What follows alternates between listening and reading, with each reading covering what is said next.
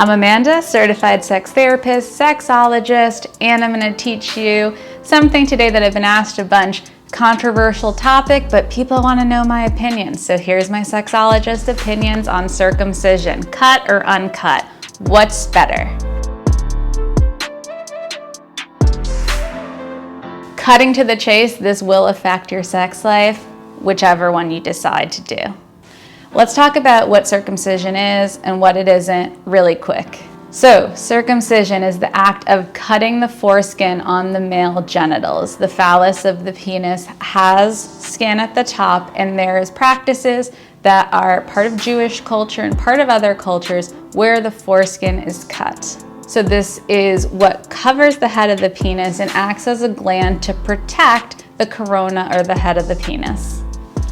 If you're uncut or not circumcised, it means you still have that foreskin. If you're circumcised or cut, that means that when you were younger or some point in your life, that was removed. What's your opinion on circumcision? I'd love to hear it. It's so controversial. So just want to let you know, according to the CDC, in the United States, the rate of births that are being circumcised is going down. So more people are having those that are assigned male at birth and are deciding not to circumcise, to leave the foreskin intact. Most of the world outside the United States does not circumcise. It's usually based on religious beliefs.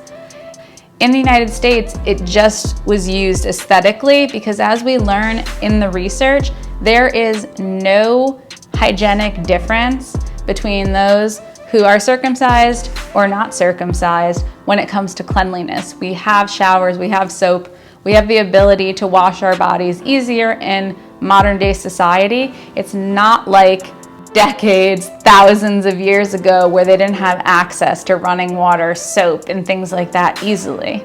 So when we're cutting the genitals for hygienic reasons, that doesn't actually make sense. If you look at the research, it makes zero sense to cut the male genitals for that reason. So if you're asking my opinion, I repeat, do not circumcise those assigned male at birth.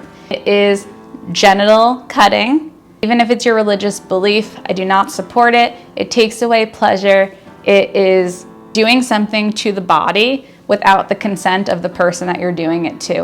It is a permanent decision that they cannot take back in adulthood. So I would not cut your boys. Let them decide what they want to do in the future with their phalluses. I think that it's overlooking the anatomy and the pleasure of the person who has that penis to cut the foreskin. You're taking away their nerve endings and pleasure centers for looks. I don't think body image and how you look on the outside is as important as how you feel confidently in your pleasure that you feel on the inside. So do not circumcise. That's my personal opinion. And if you are circumcised, that's okay. You can't change it now. Radical acceptance. If you're having issues though, get the erectile webinar because I know that some people are actually really struggling with their pleasure. When you ask women about their opinions on penises, most say they like circumcised penises because they like the look of it. To me, that's not a good enough reason for genital mutilation and taking away someone's pleasure. I'm biased though. I'm a sexologist, a sex therapist, a clinical sexologist getting my dissertation in human sexuality. So I'm going to be really biased and say no circumcision, no altering the genitals until someone decides to do that themselves when they're an adult.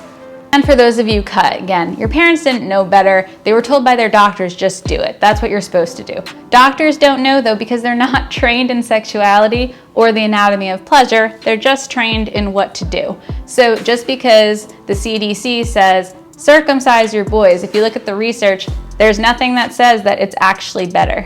So just because a doctor tells you to, you don't have to listen to doctors. You can actually have choice and sovereignty over your decisions and say, no.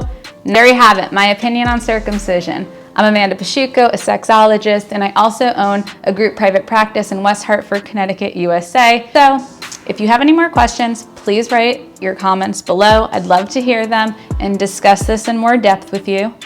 If you have any ideas on topics, write that in too. I release new videos Wednesdays, 9 a.m. Eastern Standard Time. Hit like, subscribe, and the bell. I'll see you next week.